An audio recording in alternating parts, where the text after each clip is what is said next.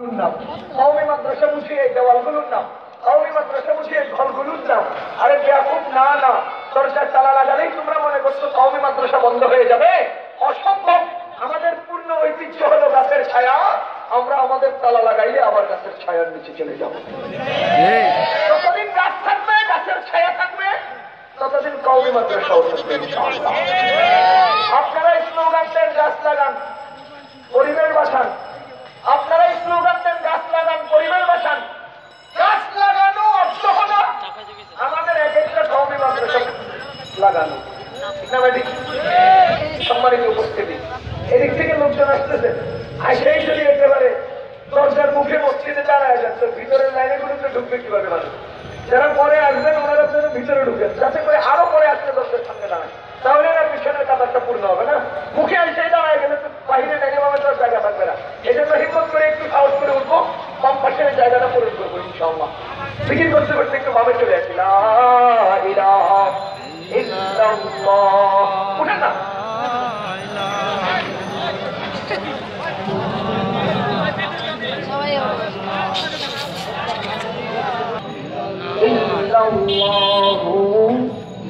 মুহাম্মাদুর রাসূলুল্লাহ।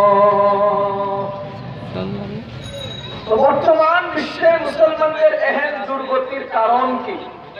আমার আজকের আলোচনার বিষয় বর্তমান বিশ্বে মুসলমানদের এমন ক্ষতির সম্মুখীন হওয়ার কারণ এবং এর থেকে বাঁচার উপায়। আল্লাহ তাআলা তৌফিক দিলে এই বিষয়গুলোর উপরে আমার অভিজ্ঞতার আলোকে, আমার জানা মতে যতদূর আছে আমি যতটুকু আপনাদেরকে শোনাবো ইনশাআল্লাহ। কি বলেন, বিষয়টা আলোচনা করার দরকার আছে কিনা? এই বিষয়টা আলোচনা করার দরকার আছে কিনা? ও আল্লাহর বান্দাগণ, হাতে তসবিহ নিয়ে লম্বা লম্বা জিকির করা, মাথায় পাগড়ি নিয়ে মসজিদের মধ্যে লম্বা লম্বা সিজদা করা, ওগুলো সব এক হিসাব। আর বর্তমানে পরিস্থিতি সম্মুখীন হওয়ার চারে কথা বলেন। আমার মনে হয় আমি আলোচনাগুলো করে যাবো ইনশাআল্লাহ, যদি সময় আমার সাথে কথা বলে, আর আপনারাও যদি আমার সাথে থাকেন ইনশাআল্লাহ। ইনশাআল্লাহ বর্তমান বিশ্বের মুসলমানদের এহেন পরিস্থিতির 6টা কারণ। কয়টা কারণ? 6টা। 3টা কারণ আমাদের পক্ষ থেকে, 3টা কারণ কাফেরদের পক্ষ থেকে। আমাদের কারণে 3টা কারণ পাওয়া যাচ্ছে, কাফেরদের কারণে 3টা কারণ মুসলমানদের মধ্যে পাওয়া যাচ্ছে। সর্বমোট কয়টা কারণ? 6টা। আজ থেকে বেশ কয়েক বছর আগে আমেরিকার সরকার একটা বক্তব্য দিল যে মুসলমানদেরকে আমাদের গোলাম বানিয়ে দাও। একটা লোক নাউজুবিল্লাহ বলল, নাউজুবিল্লাহ, মুসলমানদেরকে আমাদের গোলাম বানিয়ে দাও। কি বলেন, গোলাম হতে আগ্রহী না, গোলাম হওয়ার ইচ্ছা নাই, গোলাম হয়ে গোলাম মুনিবে যা পায় গোলামের কপালেও তাই জুটবে। কথা কয়? আরে বুশ আমেরিকার সরকার, সে হলো মুনিব। ইরাকে মিস্টার আল জাইদি ওর কপালে জুতা বসছেনি, এর গোলামি করলে তোমার কপালে জুতাই জুটবো। মুনিবে যা পায় গোলামে তাই তো পাবে, বেশি কিছু জুটবে না। গোলামি করবেন তো দুনিয়া তো যদি আখেরাত হবে। আল্লাহ বুঝ দাও, সহি বুঝ দাও, আল্লাহ বুঝ দাও, সহি বুঝ দাও। বুঝ আর সহি বুঝ এক না, বুঝ আর সহি বুঝ এক না। মূর্খ 3 প্রকার। আমি মাঝে কথাগুলো অবস্থান মূল কথা যাইনি। এবার মূর্খ 3 প্রকার। যে জানে না সেও মূর্খ, আর যে ভুল জানে সেও কথা বলে। অনেক কিছু জানে ডাক্তার জাকির নায়েক, ভুল জানে, সে অনেক কিছু জানে, মানি একই ভুল কি জানে, ভুল জানে। এই জন্য তা জানাও মূর্খতা, ভুল জানাও মূর্খতা। 3 নম্বর, জেনে না মানা সেটাও মূর্খতা। এখন বুঝা আর ভুল বুঝা এক না। আল্লাহ আমাদেরকে সহি বুঝ দাও, ভুল বুঝ থেকে হেফাজত করো। সম্মানিত উপস্থিতি, 3টা কারণ। তারা আমাদের মধ্যে পরিকল্পনা করেছে মুসলমানদেরকে কাফেরদের গোলাম বানিয়ে দাও, কাফেরদের গোলাম বানিয়ে দাও।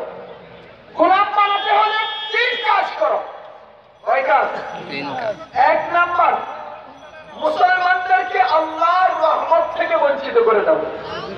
প্রধান কারণ এটা, এরা তদন্ত করেছে মুসলমান আমরা বেঁচে থাকি আল্লাহর রহমত দিয়ে। আমাদের পাওয়ার, আমাদের শক্তি, আমাদের সবকিছু আল্লাহর রহমত। বলেন না আল্লাহর রহমত। আমাদের সবচেয়ে শক্তি কি? আল্লাহর রহমত। আমাদের সবচেয়ে বড় শক্তি কি? আল্লাহর রহমত। কারণ আমরা অস্ত্রেও দুর্বল, সংখ্যায়ও দুর্বল, শারীরিকভাবেও দুর্বল, সব হিসাব নিকাশ করে আমরা দুর্বল। আমাদের এই দুর্বলতা কাটিয়ে উঠে আমরা বিজয় হওয়ার জন্য অবশ্যই আমাদের প্রধান শক্তি হলো। এবার ওরা তদন্ত করছে মুসলমান আল্লাহর রহমত থেকে বঞ্চিত হওয়ার লাইন কয়টা তৈরি বের করো। আমরা যত তদন্ত করি আমাদের থেকেও তারা বেশি তদন্ত করে। আমাদের তদন্ত করে বের করবে যে মুসলমানদের আল্লাহর রহমত থেকে বঞ্চিত হওয়ার তিনটা কারণ, তিনটা মাধ্যম। সুতরাং মুসলিম জাতির ঘরে ঘরে এই তিনটা কাজ চালু করে দাও, খোদার রহমত থেকে তারা বঞ্চিত হবে, আল্লাহর সাথে তাদের সম্পর্ক বিচ্ছিন্ন হবে, আকাশের সাথে তাদের একটা লিয়াজি সম্পর্ক ধ্বংস হবে, আর অনায়াসে তারা আমাদের গোলামে পরিণত হয়ে যাবে। আল্লাহর রহমত থেকে বঞ্চিত করো। আর আল্লাহর রহমত থেকে বঞ্চিত করার তিনটা উপায়। কয়টা উপায়? যারা বলেন কয়টা উপায়? এই তিনটা উপায় আজকে আমাদের মুসলিম সমাজের ঘরে ঘরে প্রবেশ করিয়ে দিয়েছে। এক নাম্বার, মুসলমানদেরকে সুন্নত থেকে মাহরুম করে দাও। কিসের থেকে মাহরুম করো? সুন্নত থেকে। সারা দুনিয়ার মুসলিম যতগুলো সুন্নত মানেন, চোখ বন্ধ করে কিছুক্ষণের জন্য একটু জরিপ চালান। মুসলমানদের দৈনন্দিন জীবনের সুন্নত গুলো কিছু সময় আসে আবার চলে যায়। যেমন জোহরের নামাজে কয় রাকাত সুন্নাত? 4 রাকাত। জোহরের আগে কয় রাকাত সুন্নাত? 4 রাকাত। 24 ঘন্টায় কয়বার আসে? একবার। বুঝেন নাই? একবার। মাগরিবের নামাজে কয় রাকাত সুন্নাত? 2 রাকাত। 24 ঘন্টায় কয়বার আসে? একবার আসে। মেসওয়াকের সুন্নাত ঘুমানোর সময় পাওয়া যায় না। ঘুমানোর সময় মেসওয়াক করেন আপনারা? না। তারপরে টুপি মাথায় সুন্নাত ঘুমানোর সময় থাকে, গোসলের সময় থাকে। বুঝা গেল বহু সুন্নাত যেমন আছে যেগুলো এখন আসে কিছুক্ষণ পরে চলে যায় আবার ঘুরে ঘুরে আসে। কিন্তু মুসলমান আমাদের মধ্যে একটা মাত্র সুন্নাত এমন আছে যেটা ঘুমালেও থাকে, যেটা বাথরুমে গেলেও থাকে, গোসলে গেলেও থাকে, ডুবাইলেও থাকে, যেটা চলতেও থাকে, বলতেও থাকে, উঠতেও থাকে, বসতেও থাকে। সেই একটা মাত্র মহাসুন্নাত হলো দাড়ি। দাড়ি। কথা বলেন কোনটা? দাড়ি। কোনটা? দাড়ি। ও মুসলমান, দাড়ি মুসলমানের সবচেয়ে বড় মুসলমানিত্বের পরিচয়। সেই লোকটার কাছে দাড়ি নাই, সেই লোকটা মুসলমান কিনা প্রাথমিকভাবে চিনতে কষ্ট হয়ে যায়। আমাদের নবীজি বলেন দাড়ি লম্বা করো, মুখকে ছোট করো, দাড়ি লম্বা করো, মুখ খাটো করো। মুসলমান ইন্ডিয়াতে দাড়ি লম্বা মানুষ আছে, এই দাড়ি লম্বা মানুষের মুখ লম্বা, এই জন্য তাদেরকে চেনা যায় না তারা মুসলমান কিনা। বিশ্বের যেখানে যাবেন মুসলমানদের প্রধান গুণ হলো তাদের দাড়ি হবে লম্বা, মুখ হবে ছোট। ও মুসলমান যার দাড়ি নাই সেই ব্যক্তিকে মুসলমান কিনা চেনা কঠিন। কথা বলেন? মুসলমান হবে ওই ব্যক্তি সে বাংলাদেশে থাকলেও দেখতে মুসলমানের মতো লাগে, ইন্ডিয়ায় গেলেও দেখতে মুসলমানের মতো লাগে, আমেরিকা ইউরোপে গেলেও মুসলমানের মতোই লাগে, ইসরায়েলে গেলেও মুসলমানের মতোই লাগে। ওই ব্যক্তি হবে মুসলমান। যে ব্যক্তির কাছে দাড়ি নাই এই ব্যক্তি রাসূলের প্রধান সুন্নাত থেকে বঞ্চিত। রাসূলের সুন্নাত থেকে যেদিন মানুষ বঞ্চিত হবে, খোদার রহমত থেকেও তারা বঞ্চিত হয়ে যাবে। আরে দাড়ি নাই মানে মুসলমান কিনা চেনার কোনো উপায় নাই। আপনাদের কষ্ট হচ্ছে? না। আমি যখন মেশকাত পড়ি একদিন বাসের মধ্যে উঠেছিলাম, এক লোকে গাড়ি খুব জ্যাম ছিল, পুরো গাড়ি ভরায়। পিছনে চলে গেলাম, এক লোক আমাদের সালাম করলো, আসসালামু আলাইকুম। এটা লোকটা সালাম করছে, একেবারে কলিজাটা বড় হয়ে গেছে, আমার সালাম করছে। আমি বললাম যে ওয়ালাইকুম আসসালাম। হুজুর আপনারা হুজুর মানুষ খালি সালাম পাওয়া লেগে বইতেন, কেউ তো সালাম দিতেন না। পুরো খোঁজাই গাড়িতে সব মানুষের সামনে আমার কি দিল? বাস। কি দিল? বাস। আর আমি আর কি দেওয়া দরকার? তাল গাছ। আমি আর কি দেওয়া দরকার? আর আপনারা কর না কেন? পাশ খেলে চলে আইলে তো আমি ছোটই হলাম, যে পাশ দিব ওরে কি দেওয়া দরকার? আমি সাথে সাথে জিজ্ঞেস করলাম, ভাই আপনি কি মুসলমান? জি মুসলমান। কি প্রমাণ আপনি মুসলমান? কপালে সেন্টার দাগ নাই, মাথায় টুপি নেই, চাপায় দাড়ি নেই, গায়ে সুন্নতি লেবাস নাই, আপনি যে মুসলমান ছিলেন কি উপায়? ওহো, একটা উপায় আছে, আপনার প্যান্টের চেনটা খুলে ভাগ করে দেখতে হবে আপনি মুসলমান। খুলে আপনার ভিতর তদন্ত করে সালাম দেওয়ার ঠিকাদারি নেই, আপনি মুসলমান হয়ে যান। কালকে থেকে আমরা দেখলি আমরা এরকম মাথা দেবাটার নাম সে আর উঠে না। ও আল্লাহর বান্দাগণ, বলেন তো সেই লোকটা পদ্মা নদীতে লঞ্চ ডুবিতে মারা গেল, পদ্মা নদী লঞ্চ ডুবিতে মারা গেল, 7 দিন পরে ভেসে উঠল, নিচের অংশটাকে মাছে অথবা পোকামাকড়ে খেয়ে ফেললো। এই লোকটার চাপায় দাড়ি নেই, প্যান্টের নিচের অংশ আর তার বাকি নেই। বলেন তো এই লাশটাকে দাফন করবে না আগুনে পোড়াবে? আগুনে পোড়াবে। বুঝতেছেন না আপনারা? না দাফন করবেন মুসলমান কিনা সন্দেহ, না আগুনে পোড়াবেন হিন্দু কিনা সন্দেহ। তাহলে কি করবেন? হয়তো নদীতে ভাসিয়ে রাখবেন, আর না হয় নদীর কুলে এনে ফেলে দিবেন, পুকুরে বিলালে খাওয়া হবে। মরে যাওয়ার আধা ঘন্টা পরে নবীজি জিজ্ঞেস করবে, নবীজিকে দেখিয়ে জিজ্ঞেস করা হবে কবরের ভিতরে, আমাদের নবীজিকে দেখিয়ে জিজ্ঞেস করবেন এই লোকটাকে। ওই দাড়িবিহীন মানুষেরা মরণের আধা ঘন্টা পরে নবীজির সামনে দাঁড়াবেন, চেহারা দেখাবেন কিভাবে? লজ্জা করবে না? লজ্জা করবে না? গরুর গোশত সত্য আপনারাই খেয়াল রাখেন, অথচ ইমাম সাহেবের ভাগেও কম, ঠিক না বেশি? আর খাওয়ার সময় ঠিক না, নবীজির হুকুম মতো খাইতেছেন, অথচ নবীজির জীবন চলার মতো চলতেছেন না। আল্লাহ আমাদেরকে সহি বুঝতাম। যে লোকটার দাড়ি নাই, এই লোকটা পুরুষ কিনা চিন্তা করছি না করছে। কারো কারো গায়ে লাগতেছে, লাগুক, আমি কোনো চিন্তা করি না, লাগুক। আল্লাহ, সেই লোকটার দাড়ি নাই, এই লোকটা পুরুষ কিনা চেনা বলেন না। আমি যখন দেওবন্দ থেকে লেখাপড়া শেষ করে আসছি, আমাদের পাশের গ্রামে জুমা পড়ে গেলাম। আমাদের সম্পর্কে দাদা হয়, দাদারা নাতির সাথে সাধারণত অহেতুক প্রশ্ন করে না? জুমার নামাজ পড়ে এক হল রুমে আমরা অন্তত 20-25 জন বসতে খানা গেছে, গোল হয়ে আছে, একেবারে লম্বা হয়ে বসে। দাদা ছিল 5 বার চেয়ারম্যান, যায় একবারও পাঠ করে নাই। এরা সবাই চেয়ারম্যান সাহেব হয়, আমিও চেয়ারম্যান সাহেব করি। দেখলে আমার একটা কথা দেয়, আমার একটা দাদা একটা কথা কই, তখন আপনারা হুজুররা খুব ভয়ঙ্কর। হুজুররা কি? আমিও মনে মনে খুব তৃপ্তি পাইছি, আলহামদুলিল্লাহ আমরা হুজুররা আসলে ভয়ঙ্কর। কথা কয়, হুজুররা যদি ভয়ঙ্কর না হতো, হাটাদারি থেকে আল্লামা আহমদ শফি সাহেব ঢাকা আসতেছে, এই কথা শুনলে সারা ঢাকার নেতা কর্মী প্রশাসন সবগুলো মেরে উঠে। কারণ তার মানে কত বড় ভয়ঙ্কর আল্লামা আহমদ শফি, এটা ঢাকা দিল্লি গাইয়ে সবাই আমরা করে দেয়। কি ভয়ঙ্কর হুজুররা!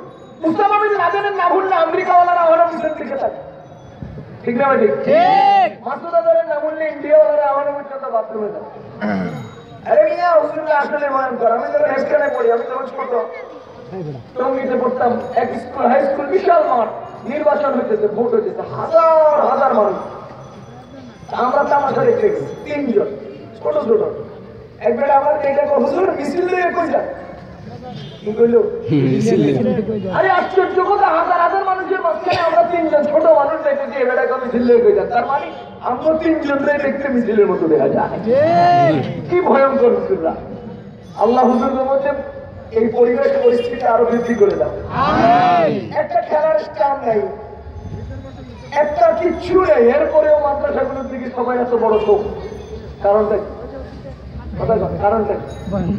ও আল্লাহর বান্দা, যত চেষ্টাই করবেন, যত কৌশলই করবেন, এই বাংলাদেশের জমিন থেকে জঙ্গি দমন সম্ভব হবে না। জঙ্গি দমন সম্ভব হবে না। আমি একটা মাত্র রাস্তা আপনাদেরকে বলে দেবো, জঙ্গি দমনের একটা রাস্তা।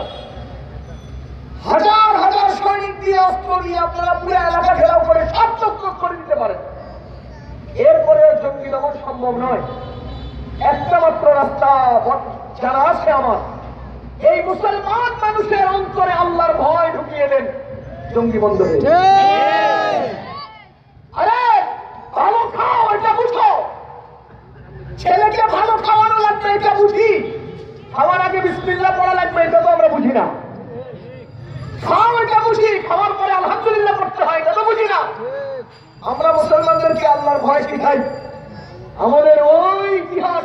মানে তসবির দ্বারা মানলে পারমাণবিক ধ্বংস হয়। এই জন্যই এরা আমাদের গোপন শক্তিটা দুর্বল করার জন্যই কওমি মাদ্রাসা এবং আলেম ওলামার বিরুদ্ধে অবস্থান করে। আসলে আমি জিজ্ঞেস করলাম দাদা কিভাবে? এই যে রাস্তা দিয়ে যখন আমরা চলি তখন কোন মহিলা রাস্তা চলতে আমাদেরকে দেখে ওয়ালের পিছনে পলায় না, গাছের তলে আড়ালে যায় না, দেওয়ালের পিছনে পলায় যায় না, এবং ওনাদের টান দিয়ে খুব ভয়ে একটা সাইডে হয়ে যায় না। আপনাকে হুজুর করে দেখলেন ওয়ালের পিছনে পলায় যায়, গাছের তলে ঢুকে যায়। তার মানে আপনারা কি ভয়ঙ্কর, মহিলারা আপনাদের দেখলে পলায়। কি দিল? আমি কি দেওয়া দরকার? আমি বললাম যে না দাদা, আসলে ঘটনা এমন না। শরীয়তের হুকুম হলো, কোরআন হাদিসের হুকুম হলো, মহিলারা যেন পুরুষ দেখলে আশ্রয়ে চলে যায়, পর্দা করে আরামে চলে যায়। বর্তমান পৃথিবীর মহিলারা পুরুষ মনে করলে আমরাই মনে করি, আমরা তো পুরুষই মনে করি। বেটা আসলে আমার ঠিক যে করেছে দাদা দিয়ে না। বর্তমান পৃথিবীর মহিলারা পুরুষ মনে করলে হুজুর ধরেই মনে করে, দাঁড়িওয়ালারই মনে করে। ও আল্লাহর বান্দাগণ, তেলাপিয়া মাছ ছিঁড়ে 3 আঙ্গুলে এরকম ছিপ না, একটা তেলাপিয়া মাছের কানের মধ্যে ভাবে ছিপ দিয়ে ধরবেন, ধৈরা টাইট করে ধরলে দেখবেন পেটের আর পিঠের কাটাগুলো ছড়াই দিলে ওরে আর ছোট দেখা যায় না, ইয়া বড় লাগে, ভয়ঙ্কর ভয়ঙ্কর লাগে। না যখন কাটাগুলো কেটে ফেলবেন তখন আর তেলাপিয়া মাছের মতো লাগবে না, পুঁটি মাছের মতো লাগবে, কিসের মতো লাগে? এই পুরুষদের দাড়ি হলো তেলাপিয়া মাছের কাটার মতো, ছোট্ট একটা চেহারায় চাকরিতে ভরে গেলে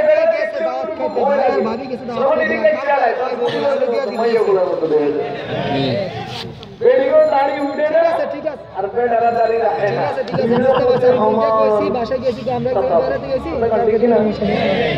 মহিলাদের দাড়ি হয় না কেন? আচ্ছা হ্যাঁ কালকে দিয়ে দিবে। মহিলাদের দাড়ি হয় না কেন? 2 কারণে হয় না। এক কারণ হলো মহিলারা তো চুলো পুড়েব, যদি দাঁড়িয়ে তো আর যদি আগুন লেগে যায় এরা তো চুলে বুঝিব। 2 নম্বর কারণ, তাদের দাঁড়ি হয় না, যতদিন তাদেরকে আদর করা দরকার ততদিন তাদের দাঁড়ি হয় না। এই জন্যই বাচ্চাদের ছেলেদের পুরুষদের মধ্যে একটা নির্দিষ্ট বয়স সীমা পরিমাণ ছেলেদের দাঁড়ি হয় না, কারণ এই বয়স পরিমাণ তাকে আদরের দরকার, আদর করতে হবে। আর মেয়েদের আজীবন আদর করতে হয়, এই জন্য তাদেরকে আল্লাহ আজীবন দাঁড়ি দেয় না, এটা আদরের পাত্র। যা হোক, মুসলমান পুরুষদের দাড়ি ফেলে দাও, এটা হলো ওই সরকারের প্রধান টার্গেট। সারা বিশ্বের মুসলিম পুরুষদের দাড়ি ফেলে দাও, এটা হলো তাদের প্রধান টার্গেট। দাড়িগুলো ফেলে দিলে অগণিত গুনাহে তারা লিপ্ত হবে। খোদার কসম করে বলি, দাড়ির কারণে মানুষ অগণিত গুনাহ থেকে বেঁচে যায়। দাড়ি না থাকলে মানুষ অসংখ্য অন্যায় পরিবেশে চলে যেতে পারে।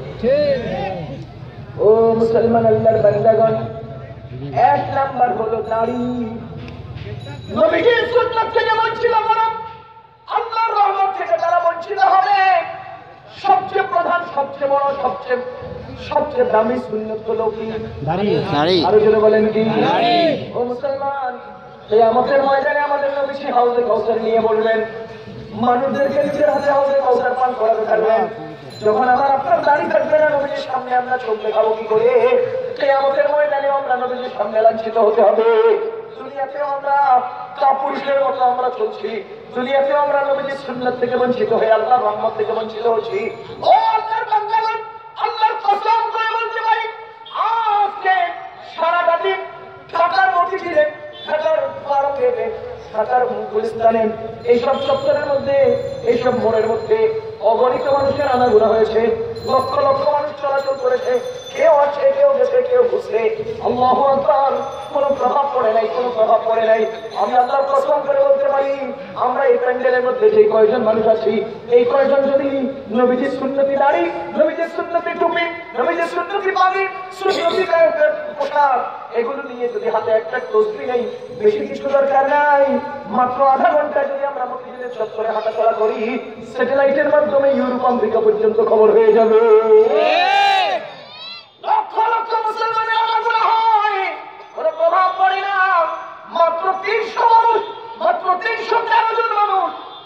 যদি আবারও মাথায় পাগড়ি, আমরা যদি আবারও যদি নবীজির পূর্ণ সুন্নাত অনুসরণ করে একত্রে চলি, আল্লাহু আকবার, সারা এলাকার মধ্যে থমথম অবস্থা বিরাজ করবে, সারা দেশ থমথম শুরু করে দেবে। কি হচ্ছে এরা কি করতে চায়?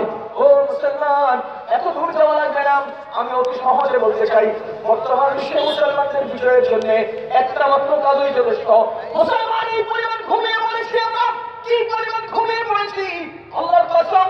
যদি এই মুসলিম জাতি প্রতিদিন ফজরের নামাজে, প্রতিদিন শুধুমাত্র ফজরের নামাজে ঘুম থেকে ঠিক মতো জেগে উঠে প্রত্যেকেই যদি আজানের পরে এলাকার দিকে রওনা দিয়ে দেয়, ও মুসলমান, প্রত্যেকটা এলাকার মধ্যে মুসলমানরা যখন ফজরের নামাজের জন্য হই হই করে মসজিদের দিকে রওনা হবে, সারা বিশ্বের মুসলমান একত্রে ফজরের নামাজের জন্য যদি জেগে উঠে, আল্লাহর কসম করে বলতে পারি, এই আওয়াজেও আমেরিকার টুইন টাওয়ার পর্যন্ত কাঁপতে শুরু করবে।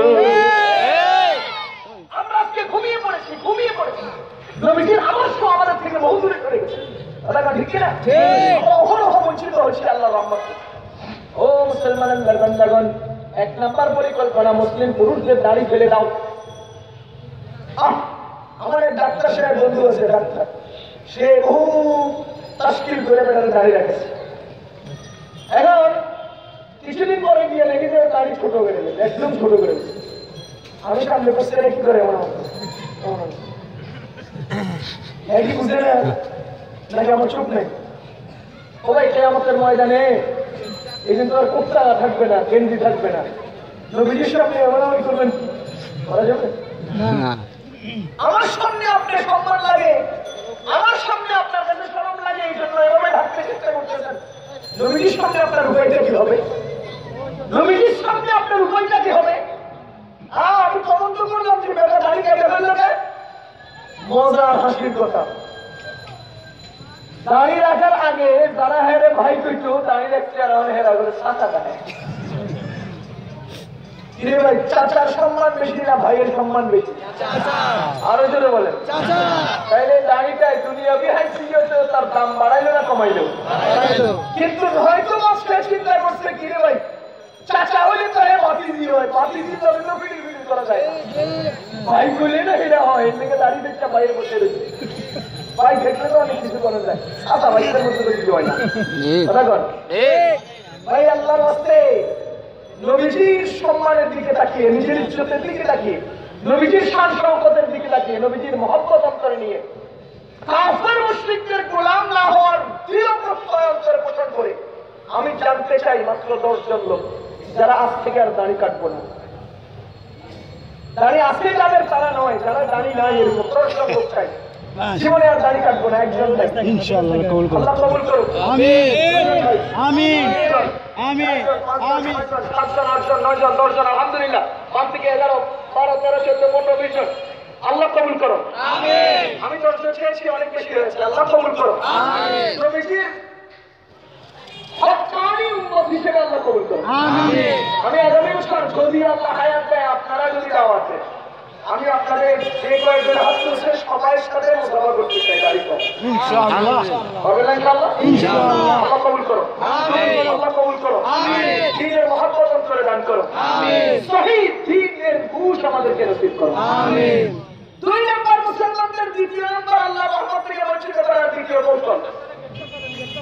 দ্বিতীয় কৌশল, সারা বিশ্বের মুসলমান নারীদেরকে বেপরদা করে দাও। সারা বিশ্বের মুসলমান নারীদেরকে বেপরদা করে দাও, আল্লাহর রহমত থেকে মুসলমান বঞ্চিত হয়ে যাবে। হাদিসের কিতাবে আছে সব ঘটনা, যেখানে নারী পুরুষ একাকার হয়ে যায় সেখানকার মুসলমান খোদার রহমত থেকে বঞ্চিত হয়ে যায়। এই পরিকল্পনা বাস্তবায়নের জন্য কতগুলো মাধ্যম। 1 নাম্বার, স্কুলগুলোতে মেয়েদেরকে ভাতা দেয়, ছেলেদেরকে দেয় না। এই ভাতা আনার জন্য বাবা গেলে হবে না, মা যেতে হবে। ভাতা দিলে টোপ দিল, মেয়ে গেল স্কুলে, ভাতা আনতে হবে, কষ্ট দিল, মা গেল স্কুলে। ঘরে রইল রেখে দেয় বাবা। বাবা কি ঘরে থাকার জিনিস? বাবা তো আগে বাইরে, ঘরে আর কেউ নেই, কথাটা ঠিক না? ও মুসলমান, 1 নাম্বার, 2 নাম্বার পরিকল্পনা, সারা বিশ্বের মুসলমান নারীদেরকে বেপরদা করে দাও। এমন ভাবে তারা পরিকল্পনা বাস্তবায়ন করছে, আজকে আমাদের প্রধানমন্ত্রী থেকে স্পিকার থেকে এমপি মন্ত্রী থেকে অভাব নাই এমন কোন পোস্ট নাই যেখানে মেয়েদের অবস্থান নাই। কথা বলেন ঠিক কিনা? আমাদের নবীজি বলেন ইযা কানা উমারাউকুম ইলা নিসাইকুম ইযা কানা উমারাউকুম শিরারুকুম ওয়া আগনিয়াউকুম মুখালাউকুম ওয়া উমুরুকুম ইলা নিসাইকুম ফাতাতালুল আরদি খায়রুম মিন যহরিহা। যখন তোমাদের জামানায় সমাজের নেতা যদি অকর্ম মানুষেরা নেতা হয়, সমাজের নিকৃষ্ট সমাজের নালায়ক মানুষেরা যদি সমাজের ক্ষতি হয়, ও মুসলমান আজকে অকর্ম মানুষদের ছড়াছড়িতে নিকৃষ্ট মানুষদের নেতাগিরিতে সম্মানিত লোকেরা সম্মান বাঁচাতে ঘরের কোণে বসে চোখের পানি ছাড়ে। আজকে সমাজের নেতা সমাজের ভালো মানুষদের খুঁজে পাওয়া কঠিন। কথা বলেন ঠিক কিনা? আজকে সমাজের নেতা ঠিক করতেছে ট্রাকের ড্রাইভার ঠিক করার মতো, কিসের মতো? ট্রাকের ড্রাইভার ঠিক করার সময় ইন্টারভিউ নেই, তুই কয়টা মারছস জীবনে? কয়টা? স্যার একটা মারি নাই। তুই সর। আরেকটা আছে কয়টা মারছস? তিনটা সিএনজি মারছি। একটা ট্রাকের মুখোমুখি লাগাই দিয়া লাভ দিয়ে নেইমা পলাই গেছি। মালিকের ঠিক আছে, তোর দিয়ে ট্রাকের ড্রাইভারই হবে। ও মুসলমান আজকে নেতা ঠিক করার সময় আমি জিজ্ঞেস করে কি করতে পারো তুই? স্যার না তাহলে কোনো সময় মারি তাই নাই, তোর দিয়ে হইতো না।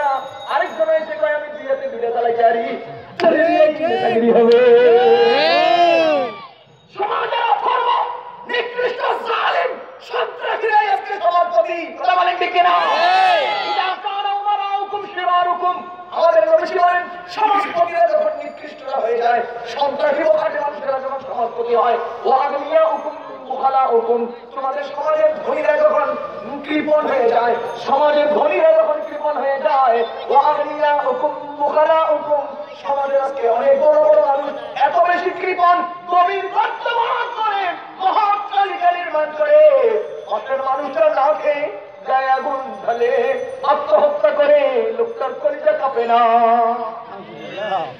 ও মুসলমান আল্লাহর বান্দাগণ, 3 নম্বরে আমাদের নবী বলেন ওয়া উমুরুকুম ইলা নিসাইকুম, তোমাদের কার্যক্রম যখন মহিলাদের হাতে চলে যায়, কার হাতে?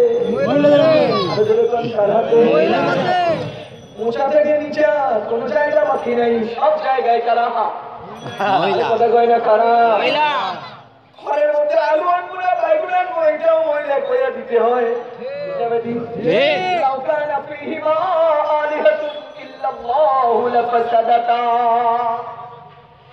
আজকে আমাদের পারিবারিক অবস্থানটা এই পর্যায়ে, তার কারণ কি? তার কারণ কি? এর একটা মাত্র কারণ আমার বুঝে আসে, আমরা আজকে স্বামী স্ত্রী দুইজনে বন্ধু। বন্ধু হওয়া অপরাধ নয়, দোষ নয়, কিন্তু এক তালের হয়ে যাওয়া দোষ। কি হওয়া দোষ? এক তালের হয়ে যাওয়া দোষ। এখন আমরা স্বামী স্ত্রীকে তুমি বলে, স্ত্রী স্বামীকে তুমি বলে। বাংলা ভাষায় 3টে শব্দ আছে, তুমি, আপনি, তুই। আপনি, তুমি, তুই। বলেন তো আপনি শব্দটা সম্মানিত, সম্মানিত শব্দ। কথা বলেন। তুমি শব্দটা আরেকটু নিচে, তুই শব্দটা আরো নিচে। তুই শব্দটা নিকৃষ্ট। তুই শব্দ বললে গায়ে রক্ত গরম হয়ে যায়, মেজাজটা খারাপ হয়ে যায়। আমার পুরা ধরে যায়, ফিরে যায়। এ আগের মানুষ কথা শুনে আমি কি বলবো? আমার কথা আমার ঠিক লাগছে নাকি?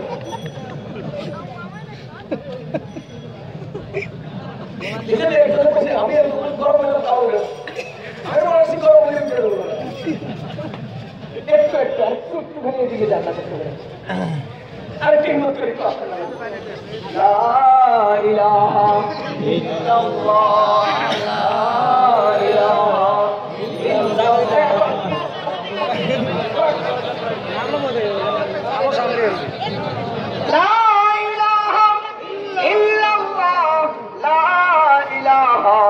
illallah, la ilaha illallah.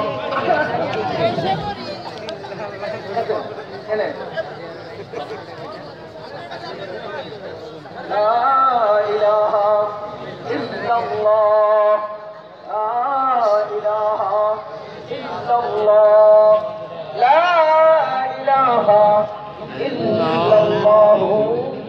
মুহাম্মাদুর রাসূলুল্লাহ। এই জায়গায় আমাদের কেউ মসজিদে জানালাও দিতে পারে, লোকালয় ওখানে জানালার ফাঁকে দিয়ে বসে শুনতে পারেন। আমরা পারিবারিক জীবন নিয়ে একটু কথাটা বলি, কারণ বর্তমান পারিবারিক পরিস্থিতি নাজুক হওয়ার উল্লেখযোগ্য যে কারণ আমার বুঝে আসে।